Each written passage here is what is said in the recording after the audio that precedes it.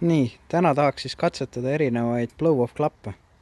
Esimeseks on meil siin Gredi RS replika. Näiteks mis häält see teeb.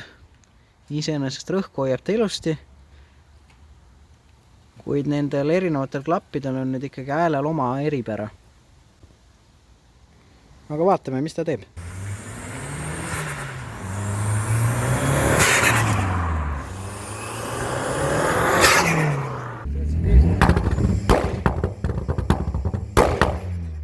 Panin nad siis siia võrdluseks ka kõrvuti.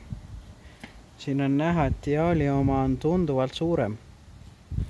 Kuidas ta töötab, on siis idee selles, et kui nüüd siin muidu rõhk puhub, surub hoiab seda kolbi all ja kui nüüd vaakum tõmbab, siis läheb see kolb ülesse ja kõik need avad siin vahel, siit tuleb siis õhk välja, mis siis tuleb päris valju häälega.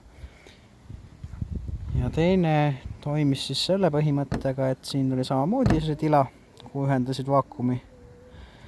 Vastavalt siis oli siin, kui rõhu all, siis ta surub kinni, kui on vaakum, tõmbab lahti ja laseb siis siit üleliigse rõhu välja.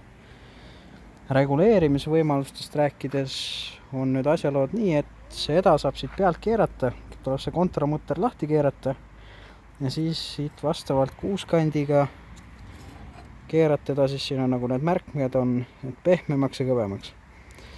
Nii, aga sellega on nüüd nii, et siin on nüüd vedru ainult sees. Iseenesest klapiga sai kaasa veel teise vedru, et siis üks vedru on kangem, üks on lahjem ja põhimõtteliselt peaks neid saama ka kahekesi koos kasutada. Üks on päris tibatilluke ja teine on jõhkralt suur. Aga paneme autole külge ja vaatame, mis saama hakkab. Nii, vahepeal sai siis Diali replika paika kruvitud.